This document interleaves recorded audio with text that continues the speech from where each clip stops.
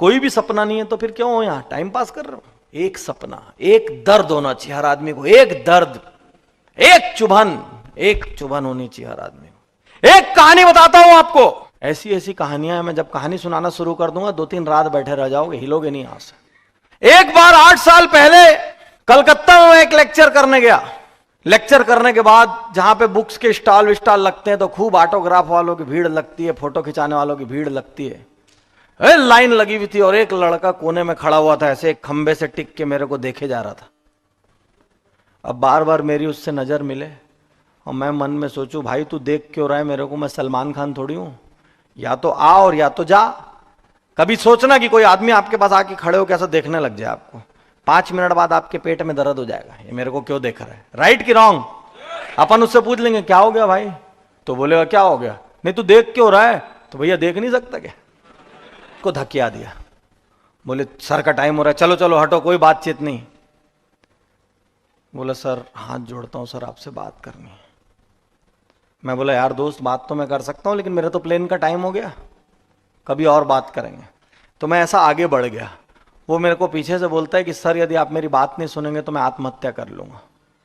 ए तेरी, मैं बोला मर गया, और आत्महत्या के लिए प्रेरित करने मेरे को जेल हो जाएगी।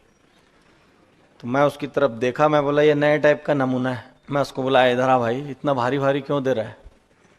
मैंने बोला देख यार मेरी फ्लाइट का टाइम हो रहा है, मैं रुक तो सकता नहीं, अब तेरे को बात ही करना है तो तू मेरे साथ मेरी कार में बैठ जा और एयरपोर्ट तक चले चल, एयरपोर्ट तक रास्ते में तेरे को जो बात करना है कर लेना। साथियों हम वहां से निकले, उसने रास्ते में मुझे अपनी कहानी सुनाई। वो बोला सर मेरी 3 बहनें हैं और 3 बहनों के बाद मैं अकेला भाई हूं। अब क्या था कि कुछ साल पहले तक एक था भाई, सबको लड़के का बड़ा चाव होता था। अब आजकल तो आपको हमको एक लड़का हो जाए एक लड़की हो जाए कोई फर्क नहीं पड़ता, लेकिन पहले एक लड़के का क्रेज होता। तो बोले सर मेरे एक भाई के लिए 3 बहनें पैदा हुई और उसके पिताजी की बहुत छोटी परचून की दुकान थी, बहुत छोटी सी। बोले सर मेरे पैदा होने के कुछ ही साल में पिताजी का देहांत हो गया और मैं उस परचून की दुकान पे बैठने लग गया।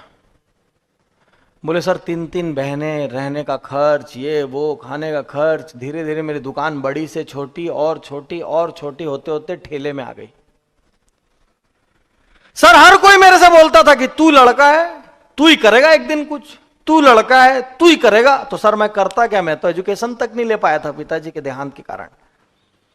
तेरी बहनों की शादी भी तेरे को ही करनी है, तू ही लड़का है, लड़का ही चलाता है घर। बोले सर ये सुन सुन के मेरे को इतनी तकलीफ होती थी कि मैं कुछ कर नहीं पा रहा हूं। सर मैं 3 बार आत्महत्या करने की कोशिश कर चुका हूं।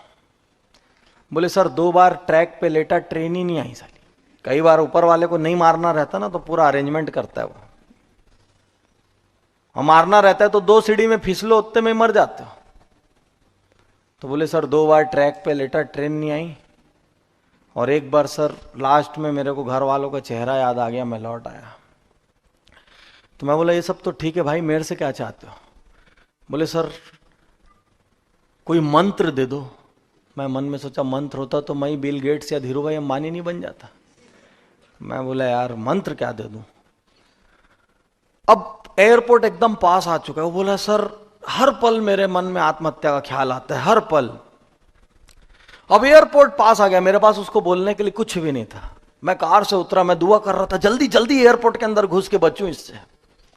निकलते निकलते बोलता है सर मैं बहुत उम्मीद लेके आया था सर आपके पास, सर हाथ जोड़ता हूं सर कुछ बता दो। एकदम रियल स्टोरी बता रहा हूं। तो मैं सब जिंदा स्टोरी सुनाता हूं ताकि आप वो सब आदमी से मिल सको, बात कर सको। तो उसने जब मुझसे ऐसा कहा तो मैं लास्ट में कुछ 2-4 लाइन बोल के चला आया। मैं आपको बता रहा हूं मेरे हिसाब से कोई वो गुरु मंत्र या बड़ा मंत्र नहीं था, जो मेरी सामान्य बुद्धि ने बोला। मैंने वो 2-4 लाइनें बोली और बोल के चला आया। ठीक 9 साल बाद मैं वापिस उसी शहर में पहुंचा। मैं उस घटना को पूरी तरीके से भूल चुका था, मुझे बिल्कुल याद नहीं था कि ऐसी कोई घटना हुई है। एयरपोर्ट पे पहुंचा, मुझे लेने के लिए 3-4 गाड़ियां आई थी। एक गाड़ी में मैं बैठा, साइंस सिटी ऑडिटोरियम, बड़ा ऑडिटोरियम है, उसमें मेरा प्रोग्राम था। एक गाड़ी में मैं बैठा बढ़िया गाड़ी थी, चमचमाती हुई, सफेद रंग की। बैठने के बाद एक ड्राइवर था वर्दी में, और सामने एक लड़का बैठा था। लड़का मतलब आदमी बैठा था।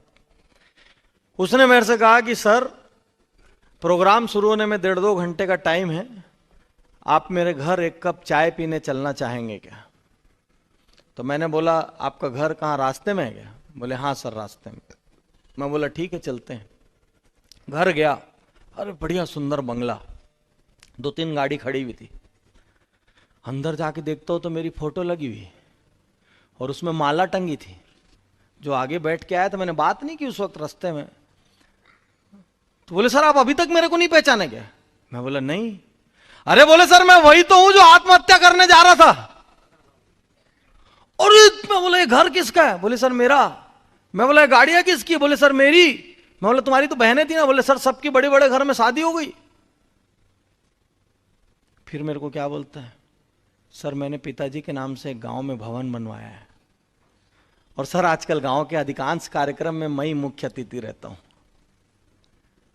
मेरे को याद आ रहा है वो लड़का एकदम गरीब, हल्के से फटे से कपड़े, बिल्कुल जीवन से हारा हुआ, मरने की ओर जा रहा है, और मेरे को बोल रहा है मैं आत्महत्या कर लूंगा।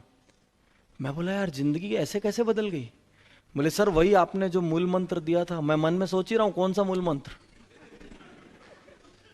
अच्छा मेरे को कुछ याद नहीं है ना काय का मूल मंत्र। और मैंने ऐसे बोला अच्छा याद रखे हो अभी तक, चलो बताओ। अब मेरे को भी तो याद नहीं था, तो उसी से पूछना था स्टाइल से। तो बोला अच्छा याद नहीं, बताओ बताओ। उसने मेरे को बोला सर आपने मेरे को बोला था कि चाहे तू मर चाहे जिंदा रहे, चाहे कितनी भी धूप रहे, चाहे कितनी भी बारिश रहे, आंधी या तूफान रहे, तू हर रोज 4 घंटे एमएलएम जरूर करेगा। और बोले सर आपने मेरे को यह भी कहा था कि कोई भी 2 टॉप लीडर को छांट लेना और उनकी फोटोकॉपी बन जाना। वो कैसे खड़े होते हैं, कैसे चलते हैं, कैसे बात करते हैं, कैसे स्टाइल है उनकी, कैसे बोलते हैं, क्या करते हैं, कुछ मत करना, बस फोटोकॉपी बन जाना। बोले सर मैं 2 टॉप लीडर को छांट के वो गिलास कैसे उठाते मैं देखता था, मैं घर जाके वैसे ही गिलास उठाने की प्रैक्टिस करता, इतना फोटोकॉपी कर गया था। और ये सच कहानी मेरी अगली बुक का हिस्सा है कि सिर्फ 4 घंटा मैंने उसको बोला तू अपना ठेला सुबह 2 घंटे देर से लगा और रात को 2 घंटे पहले उठा, चाहे जो कर, लेकिन 4 घंटा 100%, उसमें 1 मिनट का भी डिस्काउंट नहीं होना चाहिए, 1 मिनट की भी कटौती या समर्पण में कमी नहीं होनी चाहिए। सिर्फ 4 घंटा पर डे करते ही बोलता है सर 1 साल के अंदर ही मेरे को इतनी कमाई आगे आने लग गई कि मेरे को लोग नेगेटिव बोलते थे तो कोई फर्क नहीं पड़ता था।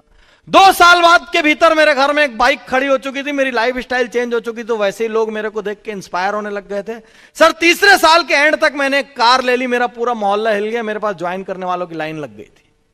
उसकी मां मुझसे कहती है, बोले सर कभी कभी इसकी तबीयत बहुत खराब हो जाती थी, तो जैसे ये उस दिन 1 ही घंटा कर पाया, तो सर अगले दिन 4 और 3 7 घंटे करता था। एक भी दिन ऐसा नहीं हुआ सर ये 4 घंटे से 1 मिनट कम हुआ है। और आज वो अपने कुनबे का, अपने समाज का, अपने संभाग के सबसे प्रतिष्ठित आदमियों में से एक है। और मैं उसको पहचान इसलिए नहीं पाया क्योंकि साले पैसा आने के बाद ना स्टाइल बदल गई थी। वो पहले बहुत चिल्लर आदमी था और उस दिन जब मिला तो होलसेल हो गया था वो। तो मैं उसको ठीक से पहचान, पैसे की भी तो अपनी भाषा होती, दिखने लग जाता है शरीर में, पहचान में नहीं आता आदमी। नहीं तो मैं तो उसको एकदम गवाऊं चिल्लर टाइप का कोई सोच रहा था, तो वैसा मैं सपने में भी नहीं सोच सकता था कि ये वो वाला आदमी है। तो स्टाइलिश था, सूट वूट डाले हुए ऐसे। लेकिन जब वो एक आम लड़का 5वीं फेल 2 साल के भीतर सिर्फ 4 घंटे पर डे एमएलएम करके अपने परिवार का भाग्य बदल सकता है, तो क्या हम और आप नहीं बदल सकते? साथियों ऐसी सैकड़ों कहानियां मेरे पास है जो आपके भीतर आग लगा सकती है, क्योंकि आप में से अधिकांश लोग उससे अच्छे हैं। यहां पे अभी पूछूंगा 5वीं फेल कितने लोग हैं, तो बहुत कम निकलेंगे। साथियों बड़ा सपना देखो, और एक दर्द होना चाहिए, कहीं कुछ करने का दर्द, कोई एक चुभन, कोई एक अपमान, एक चीज होनी चाहिए। उसके बिना कोई आदमी तरक्की नहीं करता। और यदि कुछ भी नहीं है तो भाई पिकनिक मत मनाओ, निकलो यहां से।